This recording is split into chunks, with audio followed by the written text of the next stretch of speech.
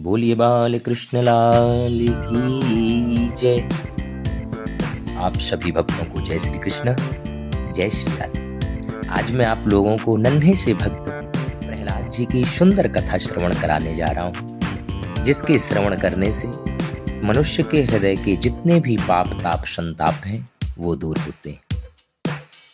श्री सुखदेव जी कहते हैं, हिरण्यकश्यप का छोटा भाई था हिरण्याक्ष। भगवान ने वाराह का रूप धारण कर हिरण्याक्ष का जब वध किया, अपने भाई की मृत्यु हो जाने से हिरण्यकश्यप के मन में बड़ा भारी विद्वेष पैदा हो गया। अपने भाई की मृत्यु का बदला लेकर मानूंगा, नारायण मुझे कहीं भी मिल जाए, मैं छोड़ूंगा नहीं। हिरण्यकश्यप की पत्नी का नाम था कयादु। कयादु के 3 पुत्र हुए, चौथा पुत्र अभी हुआ नहीं है।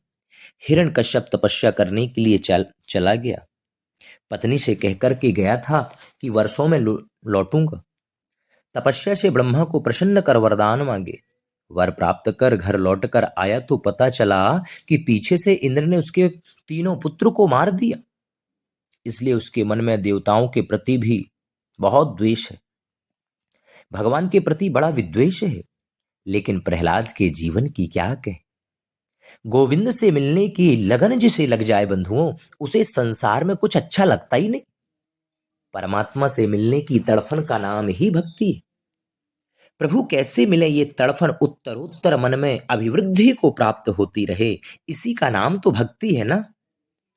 मेरे जैसा यशस्वी, मेरा जैसा तपस्वी, मेरे जैसा तपस्वी प्रहलाद बने, इसलिए हिरण्यकश्यप ने प्रहलाद को गुरुकुल में भेज दिया। परंतु प्रहलाद का जीवन तो शांत है। गुरुकुल के आचार्य जो हैं वो संड और अमर्क शुक्राचार्य जी के पुत्र हैं।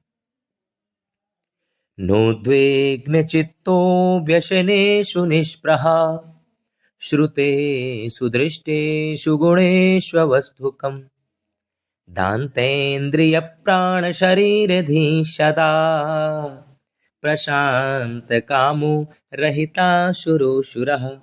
प्रहलाद के मन में कभी उद्वेग नहीं आता, शांत बैठे बैठे प्रभु चिंतन करते रहते हैं। प्रहलाद जी की मन स्थिति, कभी कभी प्रहलाद जी रोने लग जाते और रोते रोते कभी जोर जोर से हंसने लग जाते। परीक्षित ने पूछा, गुरुजी ऐसा क्यों? सुखदेव जी कहते हैं, प्रहलाद रोते तो इसलिए कब मिलोगे गोविंद, जीवन ऐसे ही निकल जाएगा। और हंसते इसलिए कि कितनी बड़ी कृपा की, मुझे मानव का शरीर दिया, मुझे मनुष्य का जन्म दिया, ये तुम्हारी बहुत बड़ी कृपा दृष्टि। गुरुकुल से प्रहलाद आज राजसभा में गुरुजी के साथ आए। हिरण्यकश्यप ने दौड़कर प्रहलाद को अंक में भर लिया। प्यार से पूछा, बेटा तुम गुरुकुल में पढ़ने गए थे, गुरुजी ने पाठ पढ़ाया, वो हमें सुनाओ। प्रहलाद जी ने बहुत सुंदर उपदेश किया। पिताजी, तत्साधु मन्ये शुरवर्य देहिनाम सदा समुद्वेग्न धिया समुद्गृहात् हित्वात्मपातं गृहमन्धकूपं वनं गतो यत् हरिमाश्रयेत। पिताजी, मैंने ये अनुभव किया है कि संसार में हम जहां भी जाएं सुख की कामना करते हैं, लेकिन सुख होता नहीं, सुख कहीं भी नहीं मिलता। सुख तो केवल गोविंद के नाम में, नारायण के नाम में। आत्मा के कल्याण की कामना जिस व्यक्ति के मन में है, उसे घर छोड़कर वन में चले जाना चाहिए। वहां जाकर प्रभु के चरणों में प्रेम करना चाहिए, नारायण की आराधना करना चाहिए। प्रहलाद जी की ये बातें सुनकर हिरण्यकश्यप को क्रोध आ गया। उसने संडामर्क को उलाहना देकर कहा, मेरा बेटा नारायण का नाम लेता है, यह कैसा उपदेश दिया है, यह कैसी शिक्षा दी है। मेरा पुत्र मुझे नारायण के भजन की प्रेरणा देता है, आज के बाद उसके मुंह से नारायण का नाम सुन लिया तो अच्छा नहीं होगा। गुरु जी को फटकार लगाई, प्रहलाद जी को नियंत्रित करके पढ़ाया, लेकिन प्रहलाद जी का हृदय तो गोविंद से जुड़ गया है। वो तो भक्ति तरंग में रंगे हुए हैं, भक्ति की रंग जो है उनके रक्त में रंग चुकी है। एक बार जिसका मन कन्हैया से जुड़ जाए फिर टूटता थोड़ी ही। ये तो कृष्ण का वैशिष्ट है, ये पकड़ता है, ऐसा पकड़ता है कि फिर छोड़ता कभी नहीं। एक बार इसकी शरण में जो आ जाए उसे छोड़ना तो वो जानते ही नहीं। परमात्मा से संबंध जुड़ गया प्रहलाद जी का। हिरण्यकश्यप ने आज फिर प्रहलाद को अंक में भरकर बड़े स्नेह से पूछा, बेटा जो सुंदर शिक्षा तुमने पाई है वो मुझे सुनाओ, तुमने क्या पढ़ा है? प्रहलाद जी ने बहुत सुंदर बात इस बार कही। पहले तो एक बात कही थी, अब की बार तो 9 बातें कह डाली कि श्रवणम कीर्तनम विष्णु स्मरणम पाद सेवनम अर्चनम वंदनम दास्यम सख्यमात्मनिवेदनम। पिताजी मैंने तो यही जीवन में समझा है कि नारायण के चरणों में भक्ति करने के 9 प्रकार हैं। उसे हम नवधा भक्ति कहते हैं। पहली भक्ति है श्रवण, गोविंद की कथा का श्रवण करना। श्रवण ऐसा करना कि हृदय में उतर जाए। भक्ति का दूसरा लक्षण है कीर्तन, जिसकी कथा सुने उसका कीर्तन करें। कीर्तन में बड़ी ताकत है। हिंसक पशु की हिंसात्मक का भावना भी कीर्तन में बदल जाती। श्री चैतन्य देव जब वृंदावन में जगन्नाथपुरी आ रहे थे, सैकड़ों संत उनके साथ कीर्तन कर रहे थे। रास्ते में जंगल में शेर, चीता, भालू उन संतों को खाने दौड़े, लेकिन श्री चैतन्य देव के मुंह से कीर्तन की स्वर लहरी को सुनकर वह तुरंत जितने जीव जंतु थे वो नाचने लग जाते। तीसरी भक्ति स्मरणम, हर परिस्थिति में स्मरण गोविंद का करें। घर में हम भोजन बना रहे हैं, दाल चला रहे हैं, दाल हिलाते हुए भी स्मरण उन्हीं का होना चाहिए। गोपियों के पास और क्या था? एक गोपी सर पर मटकी रखकर माखन बेचने जा रही थी मथुरा में। मथुरा की गलियों में माखन बेचते समय गोपी को गोविंद की याद आ गई। कोई माखन ले लो, कोई दही ले लो, बहुत मीठो है, बहुत सुंदर है। कोई माखन ले लो, कोई गोविंद ले लो, कोई कन्हैया ले लो, बहुत सुंदर है, बहुत मीठो है, ऐसा बोल गई।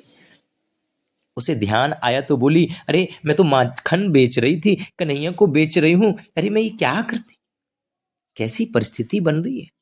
यह है विष्णु स्मरणम।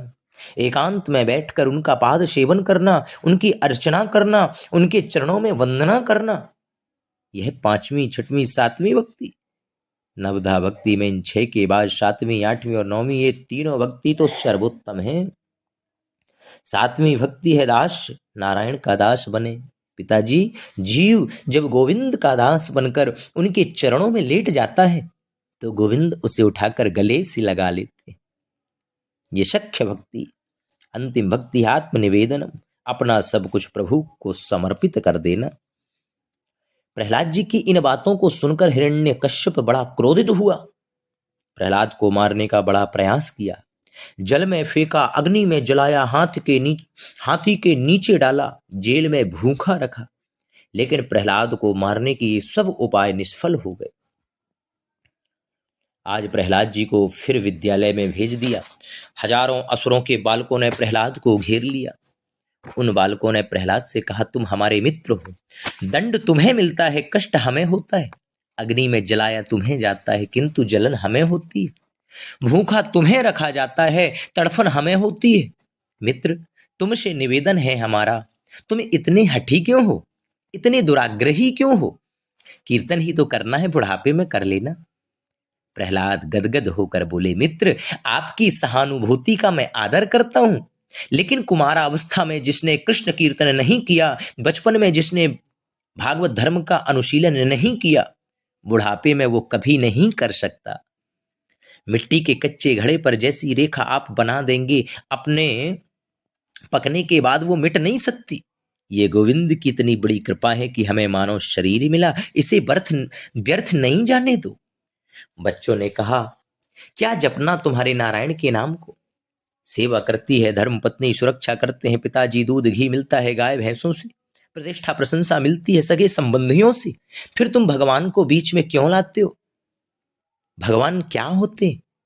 आचार्य सुखदेव जी परीक्षित से कहते हैं, प्रहलाद जी ने उत्तर दिया, कितना सुंदर उत्तर दिया है कि घरानि भूमौ पसवो हि गोष्ठे, नारी ग्रहे द्वारि सखा शमशाने, देहिश्चितायां परलोकमार्गे, धर्मानुरागो गच्छति जीव एष, जिस धन को तुम सब कुछ मानते हो वो धन साथ में नहीं जाता, पत्नी साथ नहीं जाती, परिवार के लोग सब द्वार पर खड़े रह जाते हैं, मित्र शमशान भूमि तक जाते हैं, चार बड़ाई करते जाते हैं और चार बुराई करते जाते हैं।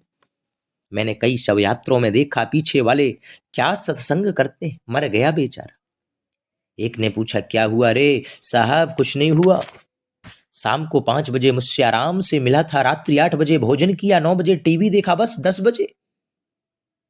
दूसरे बोले सवेरे मेरे साथ घूमने गया, घूम के घर आया तो पता चला मर गया। तब तक तीसरे सज्जन जो हैं फिलॉसफी की भाषा में आ गए। क्यों, क्या ले गया? परसों ही हमसे बहस करते थे सत्संग में, बताओ ये क्या संग लेकर के गया? ना पत्नी, ना बच्चे, ना मकान, ना फैक्ट्री, कुछ नहीं गया साथ में। एक बोला पाप किया होगा तो पाप की गठरी गई, पुण्य किया होगा तो पुण्य का खजाना गया। जैसे ही शरीर चिता पर रखा, एक दिन हमको भी चिता पर जलना पड़ेगा, राख होना पड़ेगा, बस वैराग्य आ गया। आज से झूठ बोलना बंद, बेईमानी बंद, ऐसे मन में प्रतिज्ञा करते हैं, चिता से आग आगे शरीर भी नहीं जाता। प्रहलाद ने कहा नाम धन के खजाने को बढ़ाओ, दान से कृष्ण मिलेंगे, आवश्यक नहीं हजारों वर्ष भी तपस्या में बीत जाए, कौन जाने यज्ञ करने से भगवान मिल जाए, कितना समय लगेगा कैसे जाने। अमल भक्ति से श्री कृष्ण की प्राप्ति होगी, विशुद्ध भक्ति से कृष्ण मिलेगा। अमल भक्ति और मद भक्ति में क्या अंतर है? मद भक्ति कहते हैं मांगने वाली भक्ति को सकाम भक्ति, और अमल भक्ति कहते हैं निष्काम भक्ति को। पुरानी कथा है, संत कहते हैं कोई व्यक्ति मार्ग में जा रहा था, बीच में नारद जी मिल गए। उस व्यक्ति ने नारद जी से पूछा महाराज ये ब्रह्मा विष्णु महेश तीनों में से जल्दी कौन प्रसन्न होते हैं? नारद जी ने कह दिया जल्दी प्रसन्न तो ब्रह्मा जी होते हैं, ब्रह्मा जी के वैसे मंदिर कम ही होते हैं। तो जो भगत था वो सीधे चला गया पुष्कर में। दुनिया में एक ही मंदिर है ब्रह्मा का, वो है पुष्कर में। उस भगत ने वहां जाकर बहुत तपस्या की, 3 महीने तक ब्रह्मा जी की तपस्या की। ब्रह्मा खुश हो गए, प्रकट होकर बोले हम तुमसे बहुत प्रसन्न हैं, तुम वर मांगो, जो वर मांगोगे मिलेगा। भगत बोला बस आपके दर्शन मिल गए, अब क्या मांगू? ब्रह्मा जी बोले तो क्या वर शंकर जी दे सकते हैं, क्या विष्णु जी दे सकते हैं? हम विधाता हैं, हमसे वर मांगो, और तुमने 3 महीने मेरी तपस्या की है, सो वर 3 मांगो।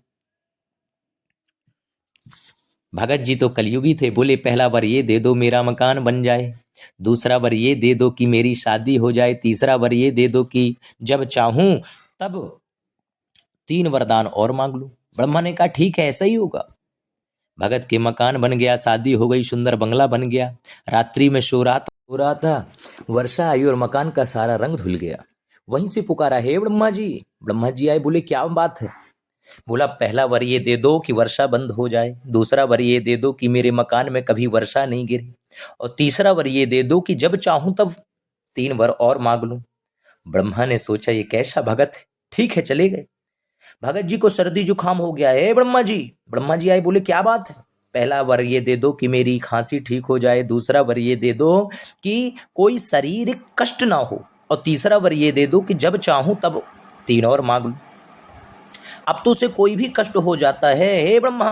ऊपर से कहते हैं ऐसे ही वर थोड़े ही मांग रहे हैं, 3 महीना भजन किए थे तब जाकर के हम ये वर मांग रहे हैं। अब तो ब्रह्मा जी भी परेशान हो गए। ब्रह्मा जी रोते रोते नारायण के पास गए। नारायण मुस्कुराकर बोले क्या हुआ? बोले इस भगत से पीछा छुड़ाओ मेरा, 3 महीना भजन क्या कर लिया, अपना दास बना लिया मुझे।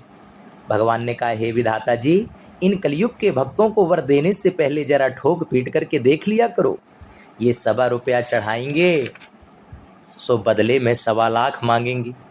ब्रह्मा ने कहा आप ध्यान रखूंगा, अभी तो बचाओ।